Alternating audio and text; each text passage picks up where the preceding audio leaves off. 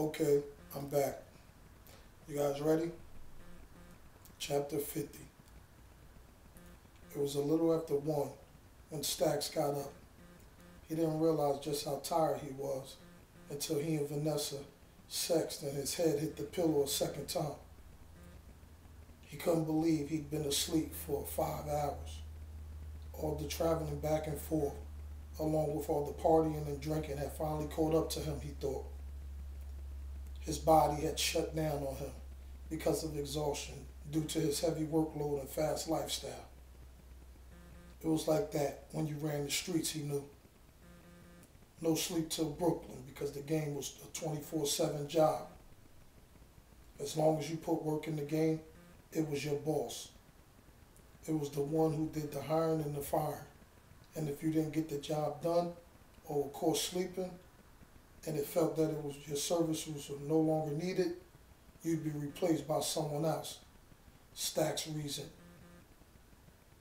Like the saying went, the game never changed, only the players. Stacks felt rejuvenated. A few hours of rest did him some good. He figured that would hold him for at least a couple more days before his body shut down again. He got up and stretched, then woke Vanessa. "Sup, sleepyhead?" Vanessa rolled over and threw the covers over her head. Stacks snatched both the blanket and the sheets off her, exposing her beautiful bare body. "Boy," she yelled as she tried to cover up. In spite of her beauty, like most women, Vanessa was self-conscious. "What you trying to hide? I've seen every inch of you already," Stacks said with a smile. "So?" Vanessa responded. "Give me the sheet so I can go to the bathroom." "What? You bugging. We find out you really shy on the low," Stacks said, laughing. "I'm serious. Stop playing and give me the sheet." Stacks threw Vanessa the cover. He couldn't understand why she couldn't just get up and walk to the bathroom in the nude. But then again, he had never really been able to understand women. He didn't think any man did, for that matter, so he figured he never would. Vanessa got up and went to the bathroom, closing the door behind her. Stacks just smiled, grabbed his cell phone, unplugged the charger from the wall, and turned it on. After they showered and dressed, Stacks gave the room a thorough check to make sure they didn't leave anything behind. "You got everything?" he asked. "Yeah, I believe so. I'm going to call Don, let him know we on our way over there. Then I'm going to hit Styles up and let him know that we should be home later on tonight. Go turn the key in while I load up the car. I'll be out front." "Okay.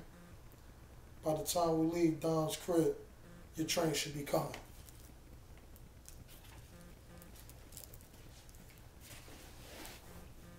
Chapter 51. "Who is it?" a woman asked from the opposite side of the door. "I'm here to see Don," Stacks said.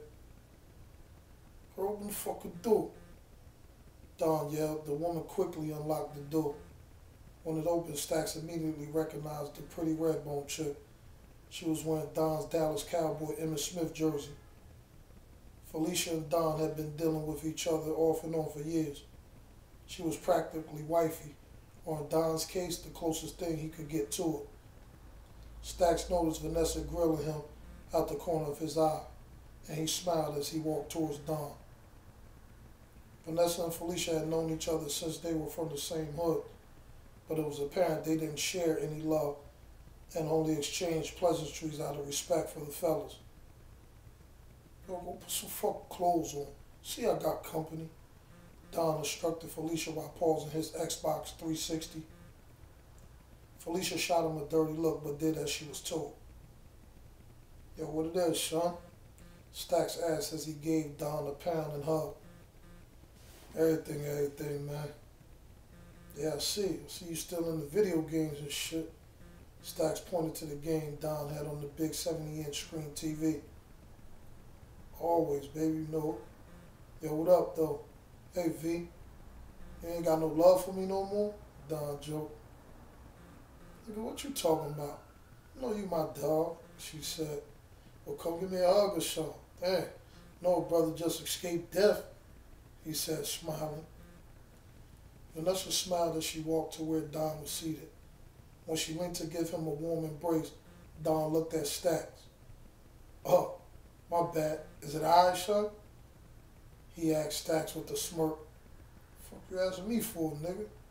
Stacks tried to act nonchalant. Yeah, all right. You ain't faking me out. I saw it all over your face when y'all walked through the door. Something's definitely different with you two. Stacks tried to resist the grin tugging at his lips, but it was useless. Shut the fuck up, he said. They all shared laughter as Vanessa hugged Don. Yo, what Dr. T say? Oh, he said I should be good in a couple weeks. The bullets ain't hit no bones or no arteries, so I'm all right. He shot me up with some shit and gave me some pills for the pain. He told me to keep changing bandages and shit.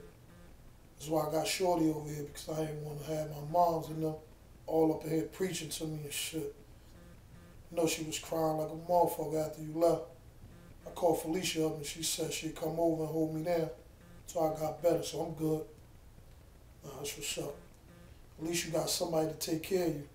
Plus you got some living ass, unless you can't get it up no more, nigga.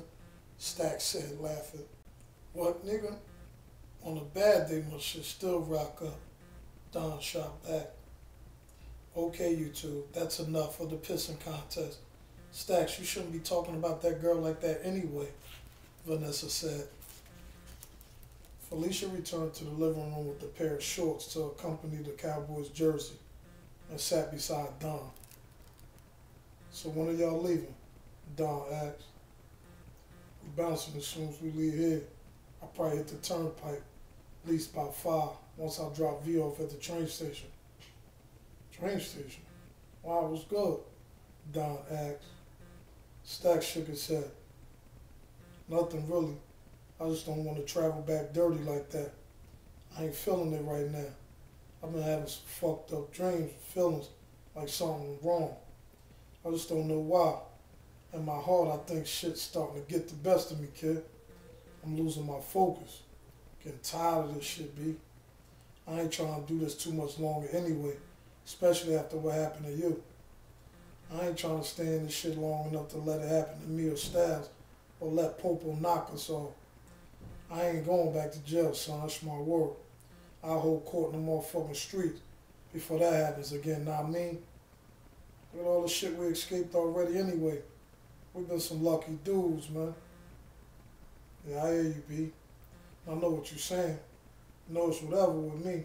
I'm riding with you no matter what, said Don. I know you are, son.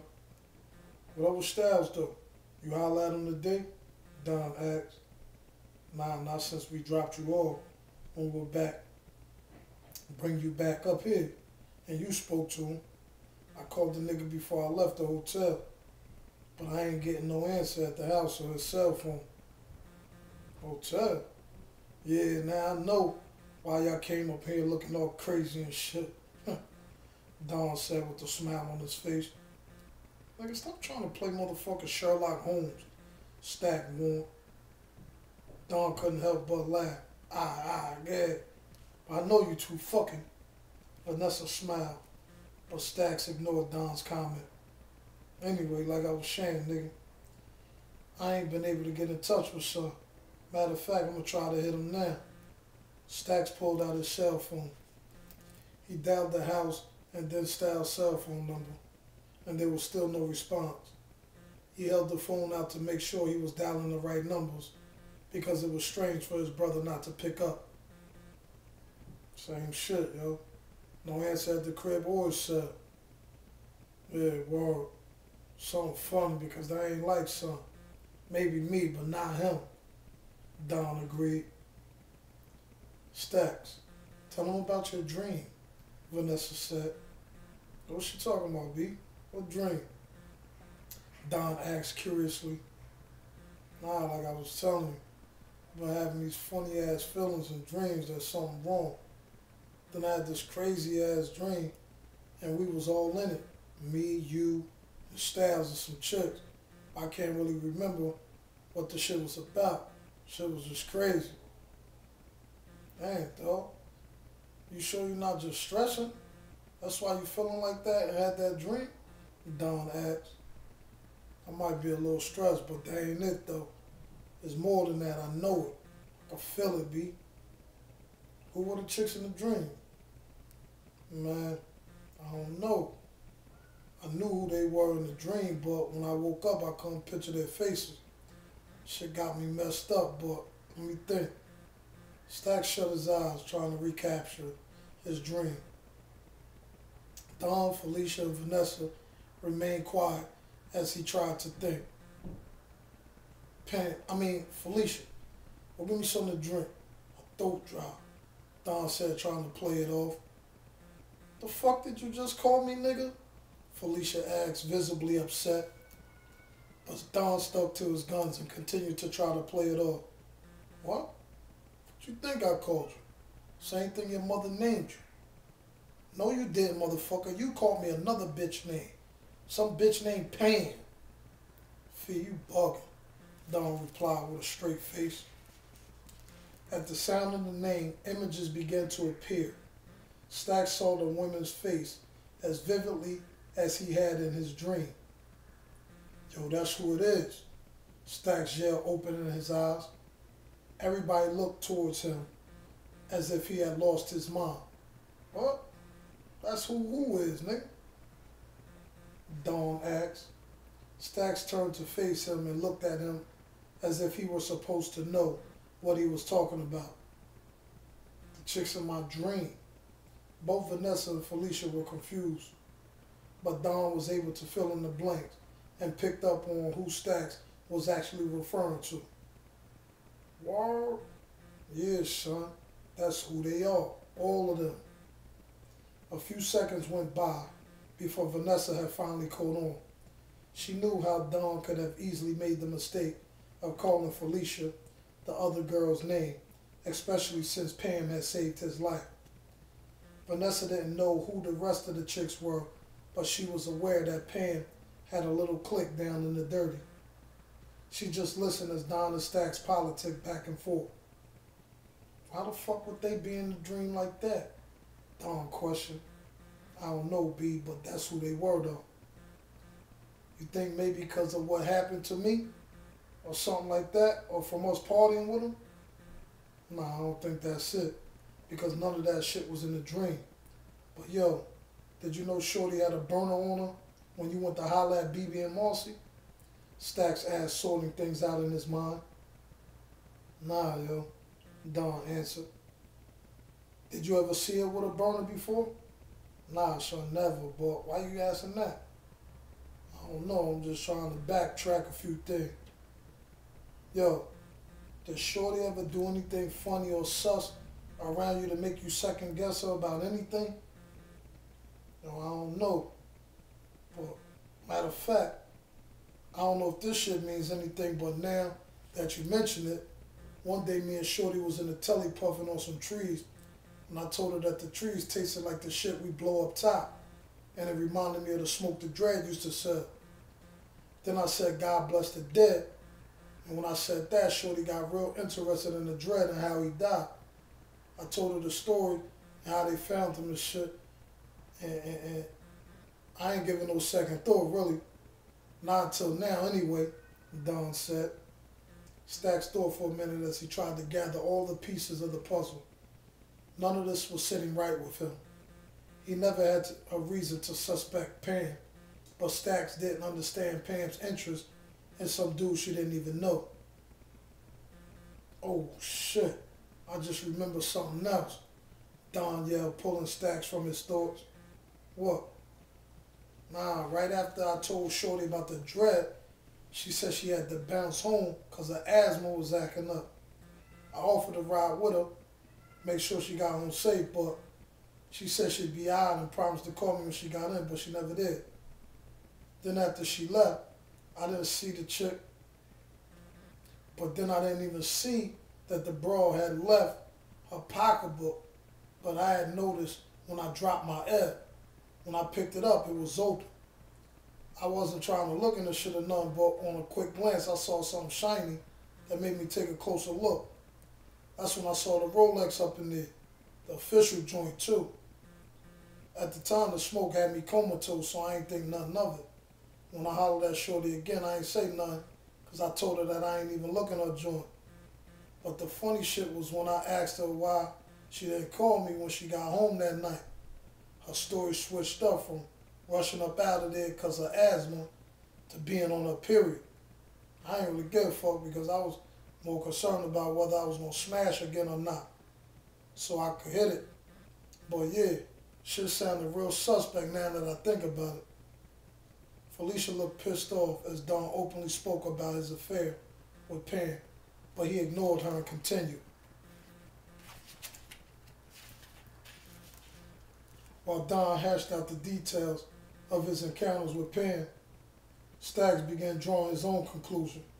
He was quickly beginning to realize that the broads were definitely shady. Before Staggs could utter a word, Vanessa beat him to the punch. I told you that bitch wasn't right. I knew it, Vanessa said, hype. I knew that bitch was a snake. Yeah, you were right, babe, Staggs agreed. Yo, son, why you just now bringing this shit up? You knew how things were going down there with niggas getting bodied and shit in the dirty. Especially that shit with the dread. Yo, that's my word. I'm willing to bet money on it that those chicks had something to do with that nigga's death. I knew that broad was too good to be true, he said, referring to Desiree. That's why she ain't had no fucking man. That's the chick you were telling me about? Vanessa asked. Yeah, that's her. That's got to be the bitch that Pam was talking about when we was wrapping Don's wound. No wonder she was so concerned about whether I was coming back down or not. They probably were trying to set y'all up the whole time. Yo, you think they got Styles down there, B? Don questioned. I don't know, yo, maybe. Only way we gonna find out, or the only way that they could have got up in there is if he ain't dropped that chick off when I called him. So it's a possibility she got with them other chicks, or double back. I don't know, yo. Why would you think that, Don asked. Stack shot him a look while he played the entire setup in his head. Oh, word, maybe. I think she was, because I remember Styles took a long-ass time answering the phone when I called him. And normally he does that when he's up in some guts or something, Stack said to Don. He knew his brother, and Styles became easily distracted when it came to sex. Yo, if that shit is true, then you gotta get back down there ASAP, B, Don advised. Yeah, word. V, we out of here. I'm gonna drop you off at the train station. I'm gonna hit the highway. Okay, I'm ready. They said their goodbyes, and Stacks and Vanessa exited Don's crib. Don sat helplessly, cursing himself for his present predicament. He was unable to ride with Stacks to see what was up with his man. All he could do was hope their assumptions were wrong and everything was fine. Well, we're now approaching the final ending of my freshman novel, Down in the Dirty. So tomorrow, I'm sure that it will be the grand finale of the ending of Down in the Dirty. So stay tuned and keep it locked. www.anewqualitypublishing.com. Catch us on YouTube, A New Quality Publishing. Follow me on Twitter at JM Benjamin, as well as Facebook, JM Benjamin. Good night.